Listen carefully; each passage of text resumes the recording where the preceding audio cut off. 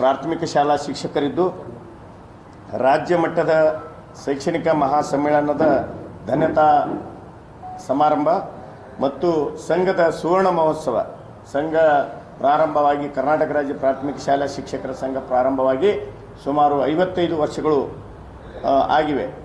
ಈ ಒಂದು ಸಂದರ್ಭದಲ್ಲಿ ರಾಜ್ಯದ ಪ್ರಾಥಮಿಕ ಶಾಲಾ ಶಿಕ್ಷಕರ ಬೇಕು ಬೇಡಿಕೆಗಳಿಗೆ ಸಂಘ ಬಹಳ ಪ್ರಯತ್ನ ಮಾಡಿ ಸರ್ಕಾರದ ಗಮನವನ್ನು ಸೆಳೆದು ಇವತ್ತು ಒಂದು ಹಂತಕ್ಕೆ ತಲುಪಿದೆ. ವಿಷಯ ತಮಗೆಲ್ಲ ಗೊತ್ತಿದೆ.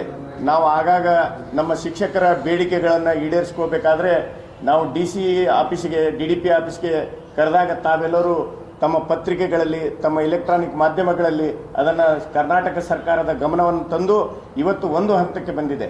ವಿಷಯ ಏನಪ್ಪ ಅಂತಂದ್ರೆ ಇವತ್ತು NPS ರದ್ದತಿ ಕುರಿತಾಗಿ ನಾವು ಭಾಳಷ್ಟು ಮಾತಾಡಿದ್ದೇವೆ. ಆಮೇಲೆ TET ಕುರಿತಾಗಿ ಕೂಡ ಮಳೆ ಬಿದ್ದಾಗೂ ಕೂಡ ತಾವು ಮಳೆಯನ್ನು ಲೆಕ್ಕಿಸದೆ ತಾವು ಕೂಡ ಅಲ್ಲಿ ಉಪಸ್ಥಿತರಿದ್ದು ನಮ್ಮ ಶಿಕ್ಷಕರ ಅಳಲನ್ನು ನಮ್ಮ ಶಿಕ್ಷಕರ ಸಮಸ್ಯೆಗಳನ್ನು ತಾವೆಲ್ಲನಪ್ಪ ಅಂತಂದ್ರೆ ಸರ್ಕಾರದ ಗಮನ ಸೆಳೆಯುವಲ್ಲಿ ನಮ್ಮ ಸ್ನೇಹಿತರು ತಾವೆಲ್ಲರೂ ಏನಪ್ಪ ಅಂತಂದ್ರೆ ಬಹಳಷ್ಟು ಗಮನವನ್ನು ಹರಿಸಿದಿರಿ. ಆ ಕೂಡ ಸರ್ಕಾರ ಈಗ ನಮ್ಮ ಬೇಡಿಕೆಗಳು ಏನು ಭಾಳ ಕೆಲವೊಂದು ಬೇಡಿಕೆಗಳನ್ನು ಸರ್ಕಾರ ಈಗಾಗಲೇ ಏನಪ್ಪ ಅಂತಂದ್ರೆ ಪರಿಹಾರಕ್ಕೆ ಬಂದಿವೆ. ಅವು ಅದರಲ್ಲಿ ಯಾವುದಪ್ಪ ಅಂತಂದ್ರೆ ನಮ್ಮಲ್ಲಿ PST ಅಂಥೇಳಿ ನಾವು ನಮಗೆ ಪ್ರಾಥಮಿಕ ಶಾಲಾ ಶಿಕ್ಷಕರಿಗೆ 1ರಿಂದ 7ನೇ ವರ್ಗದ ತರಗತಿ ಕಲಿಸುವಂಥ ಶಿಕ್ಷಕರನ್ನಾಗಿ ನಮಗೆ ನೇಮಕಾತಿ ಮಾಡುವಾಗ ನೇಮಕಾತಿ ಮಾಡಿಕೊಂಡಿತ್ತು. ತಾವು ಕೂಡ ಕಲಿಯುವಾಗ 1ರಿಂದ 7ನೇ ವರ್ಗದ ಶಿಕ್ಷಕರೇ ನಾವು ಪಾಠ ಬೋಧನೆ ಮಾಡ್ತಾ ಇದ್ವಿ.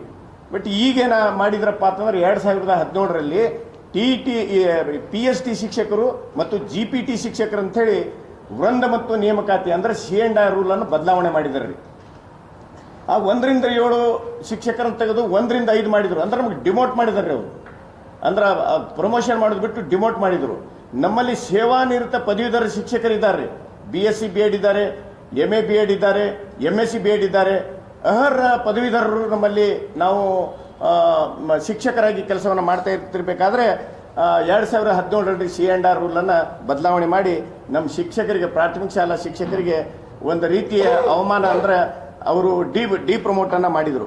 ಅಂಥ ಒಂದು ಸಂದರ್ಭದಲ್ಲಿ ಅಲ್ಲಿಂದ ಇಲ್ಲಿವರೆಗೆ ಹೋರಾಟ ಮಾಡ್ತಾ ಬರ್ತಿರ್ಬೇಕಾದ್ರೆ ಇವಾಗೇನಪ್ಪ ಅಂತಂದ್ರೆ ದಿನಾಂಕ 4/9/2022 ನಮ್ಮ ಸಂಘದ ಮನವಿ ಮೇರೆಗೆ ವಿನಂತಿ ಮೇರೆಗೆ ಕ್ಯಾಬಿನೆಟ್ನಲ್ಲಿ ಡಿಸಿಷನ್ ಮಾಡಿ 1ರಿಂದ 5 ಏನು PST ಶಿಕ್ಷಕರಂತೆ ನಾಮಕರಣ ಮಾಡಿದರು ಅದನ್ನು ತೆಗೆದು 1ರಿಂದ 7ನೇ ವರ್ಗದ ಶಿಕ್ಷಕರಂತೇಳಿ ಮತ್ತೆ ಮರುನಾಮಕರಣ ಮಾಡಿ ಇವತ್ತೇನಪ್ಪ ಅಂತಂದ್ರೆ ಅದು ಅಧಿಸೂಚನೆಯನ್ನು ಕೂಡ ಅವರು ಹೊರಡಿಸಿದ್ದಾರೆ. ಈಗ ನಾವು C&I ರೂಲನ್ನು ಕೂಡ ಬದಲಾವಣೆಯನ್ನು ಮಾಡಿದ್ದಾರೆ. ಇನ್ನೇನಪ್ಪ ಅಂತಂದ್ರೆ ಸಹಶಿಕ್ಷಕರ ಹುದ್ದೆಯಿಂದ ಮುಖ್ಯೋಪಾಧ್ಯಾಯರ ಹುದ್ದೆಗಳಿಗೆ ಹಾಗೂ ಪ್ರೌಢಶಾಲೆಗಳಿಗೆ ನಾವು ಬಡ್ತಿ ಕೊಡಬೇಕ್ರಿ. ಒಬ್ಬ ಪ್ರಾಥಮಿಕ ಶಾಲಾ ಶಿಕ್ಷಕ ಇವತ್ತು ನೇಮಕಾತಿ ಆದ್ನಂದ್ರೆ ಇವತ್ತು ನಾವು ಹೆಡ್ ಮಾಸ್ಟರ್ ಅಷ್ಟು ಆಗಿ ನಾವು ನಿವೃತ್ತಿ ಹೊಂದ್ತೀವ್ರಿ. ಆದ್ರೆ ಒಬ್ಬ ತಲಾಟಿ ಅಂತೇಳಿ ಬೇರೆ ಇಲಾಖೆಗಳಲ್ಲಿ ತಲಾಟಿ ಅಂತೇಳಿ ನೇಮಕಾತಿ ಆದವರು ಅಸಿಸ್ಟೆಂಟ್ ಕಮಿಷನರ್ ವರ್ಗನೂ ಕೂಡ ಅವರು ಪ್ರಮೋಷನ್ ಆಗಿ ಹೋಗ್ತಾರೆ. ಇದು ಪ್ರಾಥಮಿಕ ಶಾಲಾ ಶಿಕ್ಷಕರಿಗೆ ಏನಪ್ಪ ಅಂತಂದ್ರೆ ಬರೇ ಒಂದು 2 ಪ್ರಮೋಷನ್, ಒಂದು ಮುಖ್ಯೋಪಾಧ್ಯಾಯ, ಇನ್ನೊಂದು ಹಿರಿಯ ಮುಖ್ಯೋಪಾಧ್ಯಾಯ. ಇಷ್ಟು ಕೊಡಬೇಕಾದ್ರೆ ಏನಪ್ಪ ಅಂತಂದ್ರೆ ಇವರು ನಮ್ಮಲ್ಲಿ ತಾರತಮ್ಯ ನಡೀತಾ ಇದೆ. ಈಗೇನಪ್ಪ ಅಂತಂದ್ರೆ ಅದನ್ನ ಹಿರಿಯ ಮುಖ್ಯೋಪಾಧ್ಯಾಯರು ಮೊನ್ನೆ ಕೊಟ್ಟಿದ್ದಾರೆ. ಈಗ ಮತ್ತೆ ಸಹಶಿಕ್ಷಕರಿಂದ ಮುಖ್ಯೋಪಾಧ್ಯಾಯ ಹುದ್ದೆ ಕೊಡಬೇಕಾಗಿದೆ. ಅದು ಕೂಡ ಏನಪ್ಪ ಅಂತಂದ್ರೆ ಒತ್ತಾಯವನ್ನು ಮಾಡ್ತಾ ಇದ್ದೇವೆ. ಇನ್ನು ದೈಹಿಕ ಶಿಕ್ಷಕರ CPED ಆಗಿ ದೈಹಿಕ ಶಿಕ್ಷಕರು ಪ್ರಾಥಮಿಕ ಶಾಲೆಯಲ್ಲಿ ಕೆಲಸ ನಿರ್ವಹಿಸ್ತಿರ್ಬೇಕಾದ್ರೆ ಸರ್ಕಾರನೇ ಅವರಿಗೆ 1 ವರ್ಷ ಅವಾಗ 1 ವರ್ಷ ಏನಪ್ಪ ಅಂತಂದ್ರೆ ಸರ್ಕಾರನೇ ಅವ್ರಿಗೆ ವೇತನ ಕೊಟ್ಟು ವೇತನ ಸಹಿತವಾಗಿ ಏನಪ್ಪ ಅಂತಂದ್ರೆ BPED ಅಂತೇಳಿ ಪದವಿಯನ್ನು ತಗೊಂಡ್ರೆ BPED ಆದಂಥ ಶಿಕ್ಷಕರಿಗೆ ಏನಪ್ಪ ಅಂತಂದ್ರೆ ಗ್ರೇಡ್ 1 ಹೈಸ್ಕೂಲ್ಗೆ ಪ್ರಮೋಷನ್ ಕೊಡಬೇಕು ಅಂತ ಹೇಳಿ ಬಂದ ಮೇಲೆ ಅದನ್ನು ಕೂಡ ಈಗ ನಮ್ಮ ಸಂಘದ ಪ್ರಯತ್ನದಿಂದ ಏನಪ್ಪ ಅಂತಂದ್ರೆ ಗ್ರೇಡ್ 1 ಶಿಕ್ಷಕರು ಅಂತೇಳಿ ಮೊನ್ನೆ ಕೂಡ DDP ಆಫೀಸಲ್ಲಿ ನಮ್ಮನ್ನು ಪ್ರಮೋಷನನ್ನು ಕೊಟ್ಟಿದ್ದಾರೆ ಸರ್. ಆಮೇಲೆ ಶಿಕ್ಷಕರಿಗೆ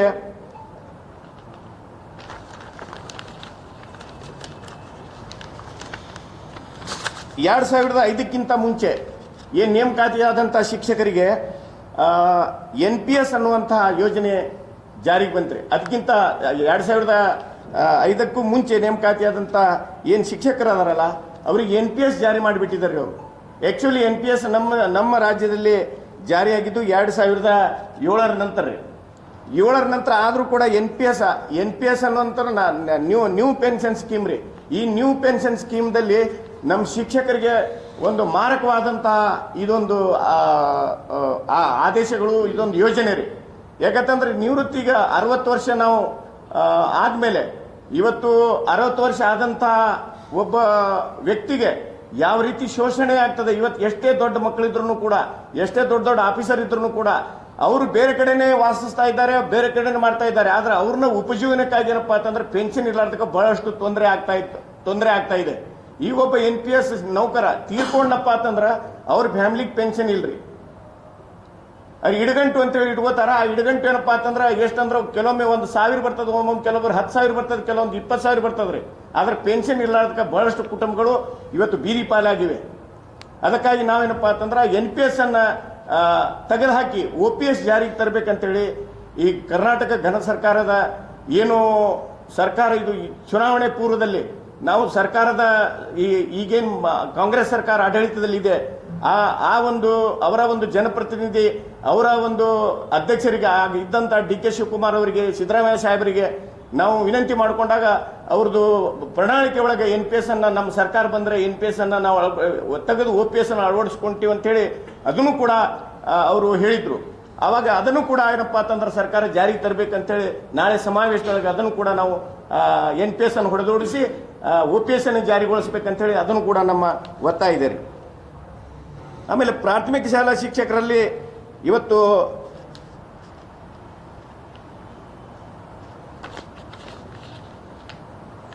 ಪದವೀಧರ ಪ್ರಾಥಮಿಕ ಶಾಲಾ ಶಿಕ್ಷಕರು ನಮ್ಮ ಬೇಡಿಕೆ ಈಗ ಏನಿದೆ ಅಂದ್ರೆ ಸೇವಾನಿರತ ಪದವೀಧರ ಶಿಕ್ಷಕರು. ಸೇವಾನಿರತ ಪದವೀಧರ ಶಿಕ್ಷಕರು ಯಾರಂತಂದ್ರೆ ಈಗ ನಮಗೆ ನಮ್ಮದೇ ಆದಂಥ ಒಂದು ಅರ್ಹತೆ ಇರುವಂತಹ ಶಿಕ್ಷಕರು. ಈಗ D.Ed B.Ed ಆದವ್ರನ್ನ ನಾವು ಪ್ರಾಥಮಿಕ ಶಾಲಾ ಶಿಕ್ಷಕರು TET ಪಾಸ್ ಆದ್ಮೇಲೆ TET ಪಾಸ್ ಆದ್ಮೇಲೆ CET ಪಾಸ್ ಆಗ್ಬೇಕ್ರಿ. CET ಪಾಸ್ ಆಗಿಂದ ನಾವೇನಪ್ಪಾ ಅಂತಂದ್ರೆ ನೌಕರಿಗೆ ಅರ್ಹರಾಗ್ತೀವಿ. ಆದ್ರೆ ಅದಕ್ಕಿಂತ ಪೂರ್ವದಲ್ಲಿ ಏನು CET TET ನೇರ ನೇಮಕಾತಿ ಇದ್ವಲ್ರಿ, ಆ ಸಂದರ್ಭದಲ್ಲಿ ಪದವಿ ಪಡೆದಂತ ಶಿಕ್ಷಕರಿಗೆ ನಾವು ಈಗ ನಮ್ಮ ಗುತ್ತಿಗೆ ಅಂತ ಹೇಳ್ತೀವ್ರಿ. ನಾವೀಗ 1ರಿಂದ 4ನೇ ವರ್ಗದ ತನ 5ನೇ ವರ್ಗದ ತನ ಏನು ಶಾಲೆಗಳದಾವಲ್ಲ, ಅಲ್ಲಿ 3 ಜನ ಶಿಕ್ಷಕರು ಇರ್ತೀವಿ. ಕೆಲವೊಂದು ಕಡೆ 2 ಇರ್ತಾರೆ, ಕೆಲವೊಂದು ಕಡೆ 1 ಇರ್ತಾರೆ, ಕೆಲವೊಂದು ಕಡೆ 4 ಜನ ಇರ್ತಾರೆ. ಒಟ್ಟು ವಿಷಯವಾರ ಶಿಕ್ಷಕರು ಇರೋದಿಲ್ಲ. ಆ ಸಂದರ್ಭದೊಳಗೆ ನಾವು ಗುತ್ತಿಗೆನೇ ತೊಗೊಂಡ್ಬಿಟ್ಟಿರ್ತೇವೆ ಎಲ್ಲರಿಗೆ. ಅಂದ್ರೆ ಈ ವಿಜ್ಞಾನ ನಾವೇ ಹೇಳ್ತೀವಿ, ಗಣಿತ ನಾವೇ ಹೇಳ್ತೀವಿ, ಇಂಗ್ಲೀಷು ನಾವೇ ಹೇಳ್ತೀವಿ, ಪರಿಸರ ಅಧ್ಯಯನ ನಾವೇ ಹೇಳ್ತೀವಿ, ಎಲ್ಲನೂ ನಾವೇ ಹೇಳ್ತೀವಿ. ಆ ಸಂದರ್ಭದಾಗ ಏನಾಗ್ತದಪ್ಪ ಅಂತಂದ್ರೆ ಎಲ್ಲರೂ ಯಾರು ಅರ್ಹ ಪದವೀಧರ ಶಿಕ್ಷಕರಿದ್ದಾರಲ್ಲ ಅವ್ರಿಗೇನಪ್ಪ ಅಂತಂದ್ರೆ 1ರಿಂದ 7ನೇ ವರ್ಗದವರೆಗೆ ಕಲಿಸ್ಲಿಕ್ಕೆ ಕೊಟ್ಟು ನಮಗೊಂದು ಆರ್ಥಿಕ ಸೌಲಭ್ಯವನ್ನ ಕೊಡ್ಬೇಕಂತೇಳಿ ನಾವು ಸರ್ಕಾರಕ್ಕೆ ಏನಪ್ಪಾ ಅಂತಂದ್ರೆ ಒತ್ತಾಯನ್ನ ಮಾಡ್ತಾ ಇದ್ದೀವಿ. ಅದನ್ನು ಕೂಡ ಅವರು ಆರ್ಥಿಕ ಸೌಲಭ್ಯನ ಕೊಡಬೇಕು. ಇನ್ನು ಪ್ರಾಥಮಿಕ ಶಾಲಾ ಶಿಕ್ಷಕರಲ್ಲಿ ದೈಹಿಕ ಶಿಕ್ಷಕರು ಅಂತೇಳಿ ಏನು ಕೆಲಸ ಮಾಡ್ತಾ ಇದ್ದಾರಲ್ರಿ, ಅದು ಹೈಸ್ಕೂಲ್ ಪ್ರಮೋಷನ್ ಬಿಟ್ಟು ಅಲ್ಲೇನಪ್ಪ ಅಂತಂದ್ರೆ ಜೂನಿಯರ್ ನಮಗ BO ಹಂತದವರೆಗೆ ಅಂದ್ರೆ ತಾಲೂಕಾ ದೈಹಿಕ ಶಿಕ್ಷಣಾಧಿಕಾರಿ ಅಂತೇಳಿ ಅದನ್ನು ಕೂಡ ನೇಮಿಸಬೇಕಂತೇಳಿ ನಾವು ಸರ್ಕಾರಕ್ಕೆ ಒತ್ತಾಯನ ಮಾಡ್ತಾ ಇದ್ದೇವೆ. ಇನ್ನು ಅತಿ ಹೆಚ್ಚು ಈಗ ನಮ್ಗೆ ಸಮಸ್ಯೆ ಏನಾಗ್ಬಿಟ್ಟದ್ರಿ, ಸ್ಕೂಲ್ನಾಗ ಕೆಲವೊಂದು ಸಮಸ್ಯೆಗಳನ್ನು ಹೇಳ್ಬೇಕಪ್ಪ ಅಂತಂದ್ರೆ ಈಗ ನಮಗೆ ಎಲ್ಲಾನು ಆನ್ಲೈನ್ನಾಗ ಎಂಟ್ರಿ ಮಾಡ್ಬೇಕು. ನಾವು ಮಧ್ಯಾಹ್ನ ಬಿಸಿ ಊಟದ ಹಿಡ್ಕೊಂಡು ಇವತ್ತು ನಮ್ಮ ಹಾಜರಾತಿ ಹಿಡ್ಕೊಂಡು ಎಲ್ಲಾನು ನಾವು ಆನ್ಲೈನ್ನಾಗೆ ಮಾಡ್ಬೇಕ್ರಿ. ಮಕ್ಕಳದು ಅಟೆಂಡೆನ್ಸ್ ಕೂಡ ನಾವು ಆನ್ಲೈನ್ನಲ್ಲೇ ಎಂಟ್ರಿ ಮಾಡಬೇಕು. ಆಮೇಲೆ ಇವು ಏನಾಗ್ಬಿಟ್ಟದ್ರಿ, ಹೆಡ್ ಮಾಸ್ಟರ್ಗೆ ಈ ತರಗತಿಗಳನ್ನು ತಗೊಳ್ಳಾರ್ದೇನೆ ಬರೀ ಇದಕ್ಕಾಗಿನೇ ಏನಪ್ಪಾ ಅಂತಂದ್ರೆ ನಾವು ವೇಳೆಯನ್ನು ಮೀಸಲು ಇಡಬೇಕಾಗಿದೆ. ಅದನ್ನು ಬಿಟ್ಟು ಇನ್ನೊಂದು ಏನಪ್ಪಾ ಅಂತಂದ್ರೆ ಈಗ ನೋಡ್ರಿ, ಒಬ್ಬ ಪ್ರಾಥಮಿಕ ಶಾಲಾ ಶಿಕ್ಷಕರಿಗೆ ನಾವು ಒಂದು 3 ಕೆಲಸ ಕೊಟ್ಟರೆ ನಾವು ಮಾಡ್ತೀವ್ರಿ. ಯಾವ್ದಪ್ಪ ಅಂತಂದ್ರೆ ನಮ್ಮ ದೇಶದ ಕೆಲಸ ಎಂಥದಂದ್ರೆ ಈಗ ಜನಗಣತಿ ಬಂದಿದೆ, ಆ ಜನಗಣತಿಯನ್ನು ನಾವು ಮಾಡ್ತೀವಿ. ಚುನಾವಣೆ ಬರ್ತಾ ಇದೆ, ಸಾರ್ವತ್ರಿಕ ಚುನಾವಣೆ, ಆ ಚುನಾವಣೆಗಳನ್ನ ಕೂಡ ನಾವು ಮಾಡ್ತೀವಿ. ಆಮೇಲೆ ಇದನ್ನು ಬಿಟ್ಟು ಈಗ ಏನಾಗ್ಬಿಟ್ಟಿದೆ, ಎಲ್ಲ ಕೆಲಸವನ್ನ ಎಲ್ಲ ಪ್ರಾಥಮಿಕ ಶಾಲಾ ಶಿಕ್ಷಕರಿಗೆ ವಹಿಸ್ತಾ ಇದ್ದಾರೆ. ಇವತ್ತು ಆರ್ಥಿಕ ಗಣಿತ ಆಗಿರ್ಬೋದು, ಇವತ್ತು ಸಾಮಾಜಿಕ ಗಣಿತ ಆಗಿರ್ಬೋದು, ಆರ್ಥಿಕ ಮತ್ತು ಸಾಮಾಜಿಕ ಗಣಿತ ಆಗಿರಬಹುದು, ಇವತ್ತು ಜಾತಿ ಗಣಿತ ಆಗಿರ್ಬೋದು, ಇವತ್ತು BLO ನೋಡ್ರಿ, BLOಕ್ಕೆ ಎಲ್ಲರ್ರಿ ಒಂದು ಶಾಲೆ ಒಳಗೆ 5 ಜನ ಟೀಚರ್ ಇದ್ದೀವಿ ಅಂದ್ರೆ 4 ಜನರಿಗೆ ಡ್ಯೂಟಿ ಬರ್ತದ್ರಿ. ಈ 4 ಜನ ನಾವು BLO ಮಾಡಬೇಕು. BLO ಮಾಡಲಿಲ್ಲ ಅಂದ್ರೆ DC ಅವರಿಂದ ನಮಗೇನಪ್ಪ ಅಂತಂದ್ರೆ ನಿಮ್ಮ ಮ್ಯಾಗ ಶಿಸ್ತಿನ ಕ್ರಮ ತಗೋಬಾರದು ಅಂತ ಹೇಳಿಕರಿಂದ ಮೇಲಾಧಿಕಾರಿಗಳಿಂದ ನಮಗೆ ನೋಟಿಸ್ ಬರ್ತಾವ್ರಿ. ಈಗ ನಾವು ಅದು ಶಾಲೆಯನ್ನ ಮಕ್ಕಳನ್ನ ಪಾಠ ಬೋಧನೆ ಮಾಡಲಾರ್ದೇ ನಾವು ಬರೀ ಇಂಥ ಕೆಲಸನೇ ಸರ್ಕಾರಿ ಪ್ರಾಥಮಿಕ ಶಾಲಾ ಶಿಕ್ಷಕರು ಈ ಕೆಲಸವನ್ನು ಮಾಡಬೇಕಾಗಿದೆ. ಇದಕ್ಕೆ ನಮ್ಮ ಬೇಡಿಕೆ ಏನದಪ್ಪ ಅಂತಂದ್ರೆ ಸರ್ಕಾರದ ವಿವಿಧ ಇಲಾಖೆಗಳಲ್ಲಿ ಏನು ನೌಕರಿದ್ದಾರೆ ಇವ್ರನ್ನೆಲ್ಲರೂ ತೊಡಗಿಸ್ಕೋರಿ. ಅವ್ರು ಸಿಗ್ಲಿಲ್ಲಪ್ಪ ಅಂತಂದ್ರೆ ಪ್ರಾಥಮಿಕ ಶಾಲಾ ಶಿಕ್ಷಕರನ್ನು ಕೂಡ ತಗೋರಿ. ನಾವು ಕೇಳಕ್ ಹೋದಾಗ ಸರ್ಕಾರದ ಕೆಲಸ ಇವ್ರು ಮಾಡ್ಬೇಕಂತೇಳಿ ಅಧಿಕಾರಿಗಳು ನಮ್ಮನ್ನೆಲ್ಲ ಉತ್ತರ ಕೊಡ್ತಾರೆ. ಆದ್ರೆ ನಾವೇನು ಹೇಳ್ತೀವಪ್ಪ ಅಂತಂದ್ರೆ ಇವತ್ತು ಪ್ರೌಢಶಾಲೆಗಳಲ್ಲಿನೂ ಶಿಕ್ಷಕರಿದ್ದಾರೆ, ಇವತ್ತು ಪ್ರಾಥಮಿಕ ಶಾಲೆಗಳನ್ನೂ ಇದ್ದಾರೆ. ಅನುದಾನ ರಹಿತ ಬಿಡ್ರಿ, ಅನುದಾನಿತ ಖಾಸಗಿ ಅನುದಾನಿತ ಸರ್ಕಾರ ಪಗಾರ ಕೊಡ್ತದೆ ಅವರಿಗೆ, ಅವ್ರನ್ನೂ ಕೂಡ ಇವ್ರು ಬಳಸ್ಕೊಳ್ಳೋದಿಲ್ಲ, ಅವ್ರನ್ನೂ ಕೂಡ ಬಳಸ್ಕೋಬೇಕಂತೇಳಿ ನಮ್ಮ ಒತ್ತಾಯ ಇದೆ. ಇದಕ್ಕೆ BLOನ ಸಂಪೂರ್ಣವಾಗಿ BLOದಿಂದ ನಮಗೆ ಮುಕ್ತಗೊಳಿಸಬೇಕಂತ ಹೇಳಿ ಮಾನ್ಯ ಮುಖ್ಯಮಂತ್ರಿಗಳನ್ನ ನಾವೇನಪ್ಪ ಅಂತಂದ್ರೆ ಒತ್ತಡ ಮಾಡ್ತಾ ಇದ್ದೀವ್ರಿ. ತಮ್ಮ ಮೂಲಕ ಇವತ್ತು ಸರ್ಕಾರಕ್ಕೆ ಕೂಡ ಅದನ್ನ ಇದು ಮಾಡ್ತಾ ಇದ್ದೀವಿ. ಈಗೇನಪ್ಪ ಅಂತಂದ್ರೆ ಒಟ್ಟಿನ ಮೇಲೆ ಸುಮಾರು ವರ್ಷಗಳಿಂದ ಈಗ ನಮ್ಮ ಉದಾಹರಣೆಗೆ ನಮ್ಮ ವಿಜಯಪುರ ಗ್ರಾಮೀಣ ತಾಲೂಕು ತಗೊಂಡ್ರೆ 3 ತಾಲೂಕನ್ನು ಒಳಗೊಂಡಿದ್ದಾರೆ. ಸುಮಾರು ಸರ್ಕಾರಿ ಪ್ರಾಥಮಿಕ ಶಾಲಾ ಶಿಕ್ಷಕರು 1750 ಜನ ಶಿಕ್ಷಕರು ಇಲ್ಲಿ ಕಾರ್ಯನಿರ್ವಹಿಸ್ತೀವ್ರಿ. ಅಂದ್ರೆ ಒಂದು ವಲಯದಲ್ಲಿ ಕನಿಷ್ಠ 500ರಿಂದ 600, ಈಗ ನಗರ ಘಟಕದಾಗ ನೋಡಿದ್ರೆ 500-650 ಜನ ಸರ್ಕಾರಿ ಪ್ರಾಥಮಿಕ ಶಾಲಾ ಶಿಕ್ಷಕರಿದ್ದಾರೆ. ಮತ್ತು ಖಾಸಗಿ ಅಂತೂ ಇರ್ತಾವ್ರಿ, ಪ್ರೈವೇಟ್ ಸ್ಕೂಲ್ಗಳು ಇರ್ತಾವೆ. ಇಲ್ಲಿ BO ಕಚೇರಿ ಒಂದದ್ರಿ, ಅದಕ್ಕೆ ಸಿಬ್ಬಂದಿ ಸೇಮ್ ಅದ್ರಿ. ಇನ್ನು ನಮ್ಮಲ್ಲಿ ನಮ್ಮ ಜಿಲ್ಲೆಯಲ್ಲಿ ಸುಮಾರು 13 ತಾಲೂಕುಗಳು ಹೊಸವಾಗ್ಯಾವ್ರಿ. 7 ತಾಲೂಕುಗಳು ಹೊಸವಾಗಿ 13 ಅದಾವ್ರಿ ಒಟ್ಟು. ಇವತ್ತು ನಮ್ಮಲ್ಲಿ ತಿಕೋಟ ಬಬಲೇಶ್ವರ ಆಗಿದ್ದಾರೆ, ಇವತ್ತು ದೇವರಿಪ್ಪರಿಗೆ ಆಗಿದ್ದೀರಿ, ಆಲ್ಮೇಲ್ ಆಗಿದ್ದೀರಿ, ತಾಳಿಕೋಟೆ ಆಗಿದ್ದೀರಿ, ಚಡ್ಚಣದಲ್ಲಿ BO ಆಫೀಸ್ ಇದೆ ರೀ ಈಗಾಗಲೇ. ಈ ಕೋಲಾರ ಆಗಿದ್ದೀರಿ, ನಿಡಗುಂದಿ ಆಗಿದ್ದೀರಿ. ಇಲ್ಲಿ ಎಲ್ಲಿ BO ಆಫೀಸ್ಗಳೇ ಇಲ್ರಿ. ಈಗ ನಮ್ಮಲ್ಲಿ ನೋಡ್ರಿ ವಿಜಯಪುರ ಗ್ರಾಮೀಣದಾಗ ಎರಡು ತಾಲೂಕು ಇಷ್ಟು ದಿವಸ ತಾಲೂಕುಗಳು ಎಲ್ಲ ಡಿಪಾರ್ಟ್ಮೆಂಟ್ದವರಲ್ಲೆಲ್ಲ ಇಲಾಖೆ ಕಚೇರಿಗಳು ಚಾಲು ಆಗ್ಯಾವ್ರಲ್ಲಿ. ಆದ್ರೆ ನಮ್ಮಲ್ಲಿ ಮಾತ್ರ ಏನಪ್ಪ ಅಂತಂದ್ರೆ ಕ್ಷೇತ್ರ ಶಿಕ್ಷಣಾಧಿಕಾರಿ ಕಾರ್ಯಾಲಯ ಗ್ರಾಮೀಣದಾಗಿರುವುದು ಒಂದೇ. ಹೀಗಾಗಿ ಅಲ್ಲಿ ಬಹಳಷ್ಟು ಒತ್ತಡ ಆಗಿ ಒಂದು ಕೆಲಸ ಶಿಕ್ಷಕರ ಕೆಲಸ ಬಹಳಷ್ಟು ಡಿಲೇ ಆಗಿ ಕೆಲಸ ಆಗ್ತಾ ಇದ್ದಾವ್ರಿ. ಯಾಕಂತಂದ್ರೆ ಅವರು 1750 ಜನ ಪ್ರಾಥಮಿಕ ಶಾಲಾ ಸರ್ಕಾರಿ ಶಿಕ್ಷಕರು, ಸರ್ಕಾರಿ ಪ್ರೌಢ, ಅನುದಾನಿತ ಇತರೆ ಎಲ್ಲ ಶಿಕ್ಷಕರಿಗೆ ವ್ಯಾಪ್ತಿ ದೊಡ್ಡದಾಗಿ ಏನಪ್ಪಾ ಅಂತಂದ್ರೆ ಎಷ್ಟು ಸ್ಟಾಫ್ ಇರ್ಬೇಕಲ್ರಿ ಅಷ್ಟೇ ಸ್ಟಾಫ್ ಅಲ್ಲಿ ಐತಿ. ಅದ ಕೂಡಲೇ ಏನಪ್ಪಾ ಅಂತಂದ್ರೆ BO ಕಚೇರಿಗಳನ್ನ ಪ್ರಾರಂಭಿಸಬೇಕಂತೇಳಿ ಮಾನ್ಯ ಮುಖ್ಯಮಂತ್ರಿಗಳಿಗೆ ನಾವು ಈ ಸಮ್ಮೇಳನದಲ್ಲಿ ಏನಪ್ಪಾ ಅಂತಂದ್ರೆ ಒತ್ತಾಯವನ್ನ ಮಾಡ್ತಾ ಇದ್ದೇವೆ.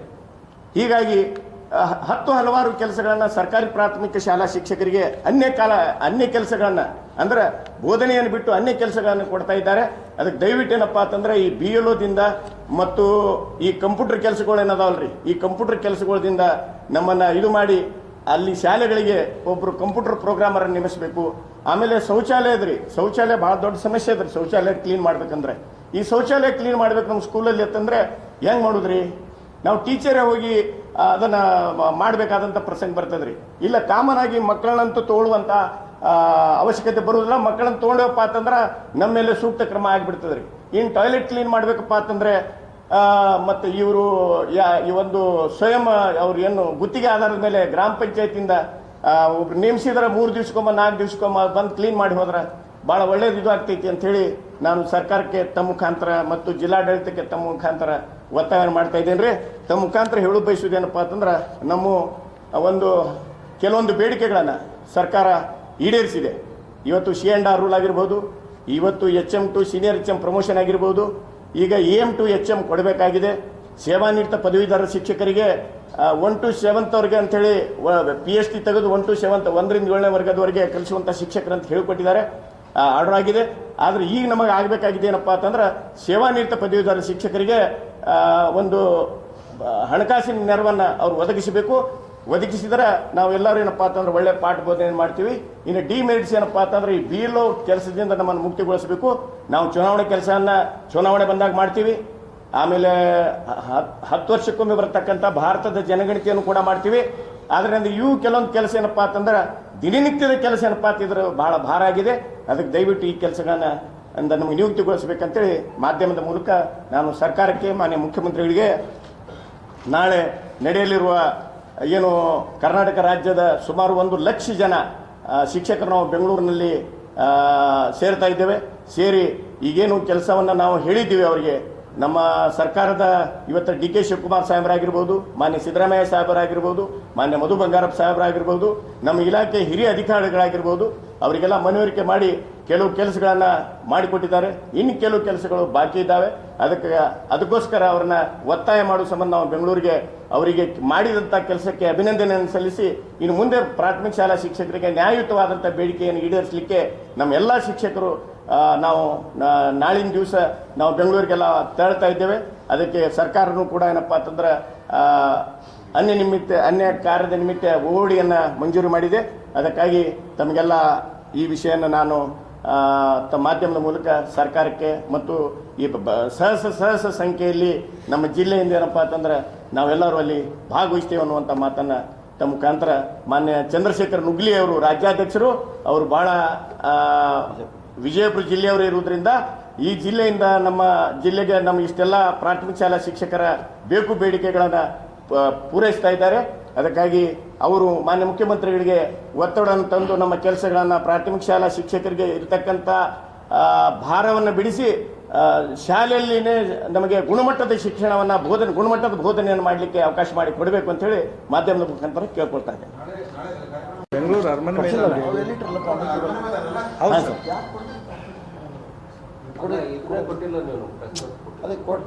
200 ಕಿಲೋಮೀಟರ್ ಮೇಲ್ಪಟ್ಟು ಹೋದೇವಪ್ಪ ಅಂತಂದ್ರೆ ಒಂದು ಜರ್ನಿ ಡೇ ಅಂತ ಕನ್ಸಿಡರ್ ಆಗ್ತದೆ ಸರ್. ಅದಕ್ಕೆ 200 ಕಿಲೋಮೀಟರ್ ಜಾಸ್ತಿ ಇರ್ತಕ್ಕಂಥ ಜಿಲ್ಲೆಯವರಿಗೆ 3 ದಿವಸ ಓಡಿ ಸಿಗತ್ತೆ ಸರ್. ಒಂದು ಸಂಡೇ ಬರ್ತದೆ, ನಾಳೆ ಒಂದು ದಿವಸ ರಜೆ ಇದು ಓಡಿ ಅಂತ ಹೋಗ್ತೀವಿ. ನಾಳೆ ಎಲ್ಲ ಅರ್ಧ ಸ್ಕೂಲಲ್ಲಿ ಎಲ್ಲರೂ ಭಾಗವಹಿಸ್ತಿದ್ರೆ ಮುಂದೊಂದು ದಿವಸ ಏನಪ್ಪಾ ಅಂತಂದ್ರೆ ಶಾಲೆ ನಡೆಸ್ತೀವಿ ನಾವು. ಪರ್ಮಿಷನ್ ಇದೆ ಸರ್, ಆಯ್ತು ಕೊಟ್ಟಿದ್ದೀವಿ ನೋಡಿ ಸರ್. ಈ ಕಾರ್ಯಕ್ರಮದಲ್ಲಿ ಸರ್ ಮಾನ್ಯ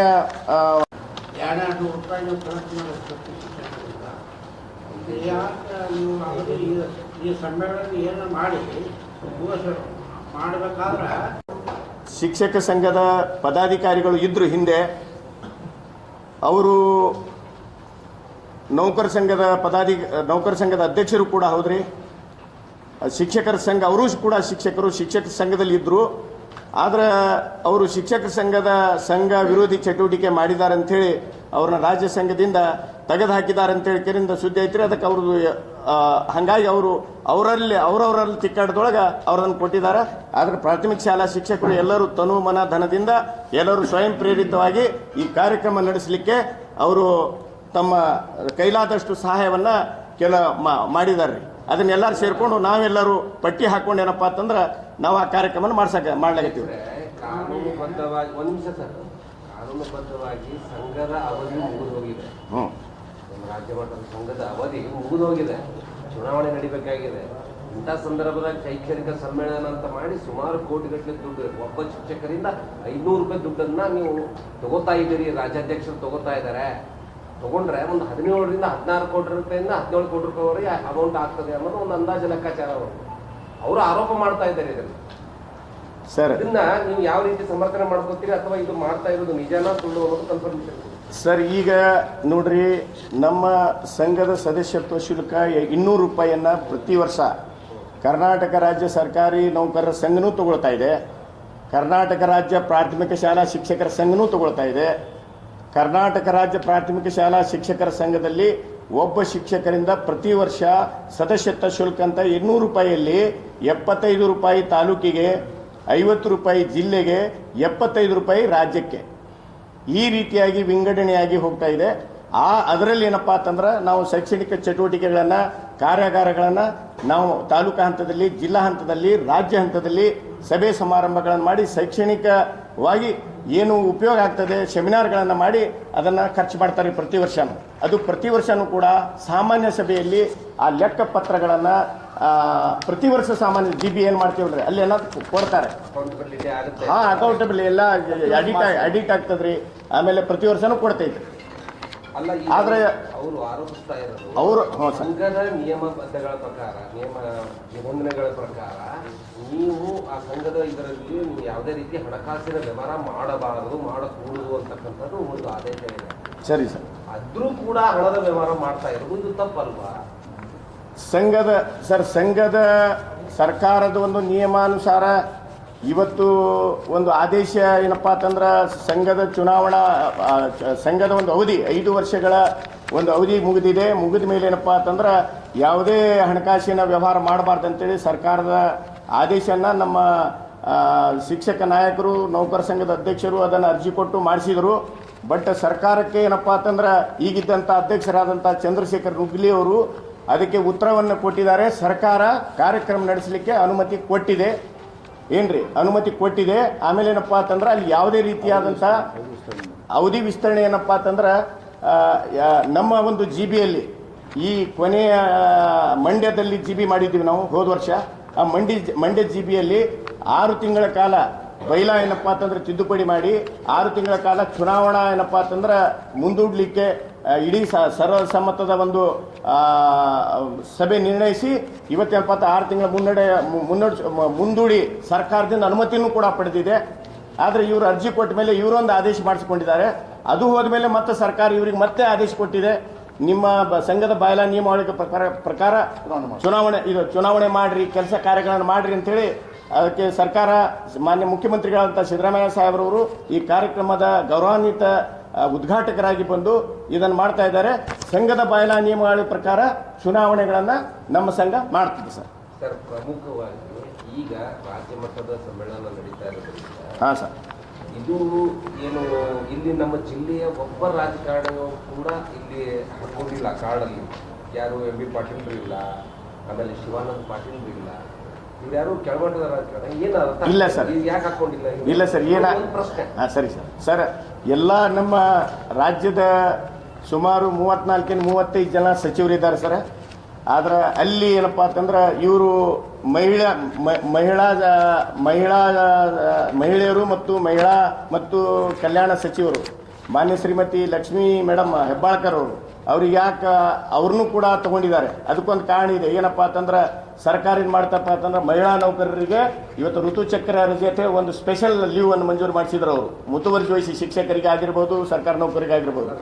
ಆಮೇಲೆ ಲೋಕಲ್ ಅಂದ್ರೆ ಜಿಲ್ಲಾ ರಾಜಕಾರಣ ರಾಜ್ಯ ಮಟ್ಟದ ಇರೋದ್ರಿಂದ ಇವ್ರಿಗೆ ಯಾರಿಗೆ ಅವಹೇಳನ ಮಾಡ್ಬೇಕಂತ ಹೇಳಿ ಅಂತಲ್ಲ, ಯಾವ್ದು ಇದು ಮಾಡ್ಬೇಕಂತಿಲ್ಲ. ರಾಜ್ಯ ಮಟ್ಟದ ಮುಖ್ಯಮಂತ್ರಿಗೆ ಇಲ್ಲಿದ್ರೆ ಈ ಪ್ರೋಟೋಕಾಲ್ ಪ್ರಕಾರ ಇವ್ರನ್ನ ಹಾಕೊಂತಾರೆ ಸರ್. ಇಲ್ಲ